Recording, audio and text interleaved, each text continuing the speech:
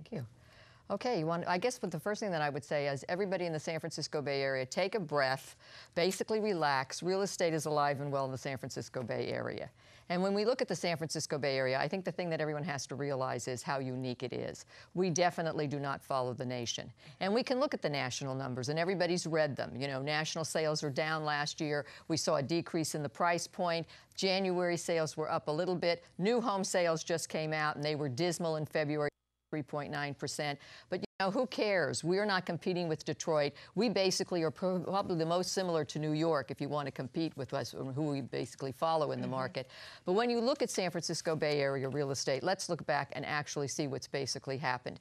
You go back to 1984, you could have had a median price here for about $180,000.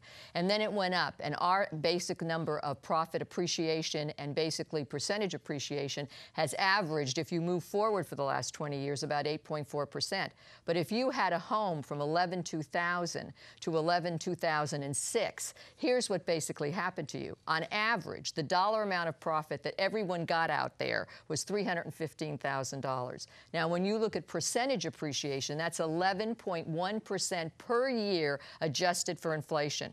And when you basically take those numbers and plunk them out, you can go to Solano County at $194,000, all the way up to San Mateo County, $385,000, and the percentage profit basically, or the percentage numbers, go from 63% all the way up to 123% in Monterey and 100% in Santa Cruz County. So basically, how can anyone complain about real estate in the San Francisco Bay Area?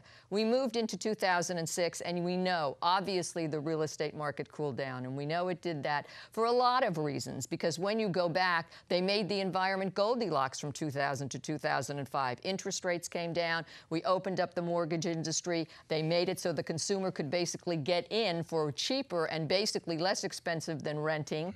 And all of a sudden, the Federal Reserve got a little bit concerned about the mortgage industry. We're kind of living through that, but not here. When you look at the numbers here, we have very mild subprime numbers. In San Francisco, it's only 5% of all of the market in San Francisco is subprime. When you look at all the other counties, it goes from 5% up to Solano, which is probably the highest at maybe 8 or 9%. So yeah, we will feel some of that, but when we look at the headlines, don't listen to them normally because they're a national picture. They don't reflect what is local. And when you look at San Francisco real estate, let's talk about that, because location always counts. 85–90% of the value is always in the land.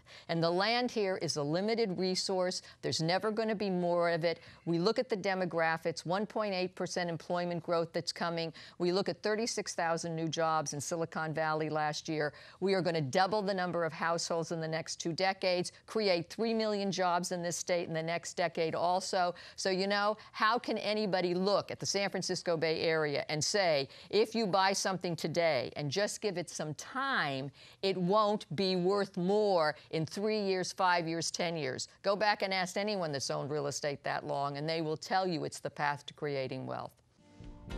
And we will be right back with our next guest, Michael Hague.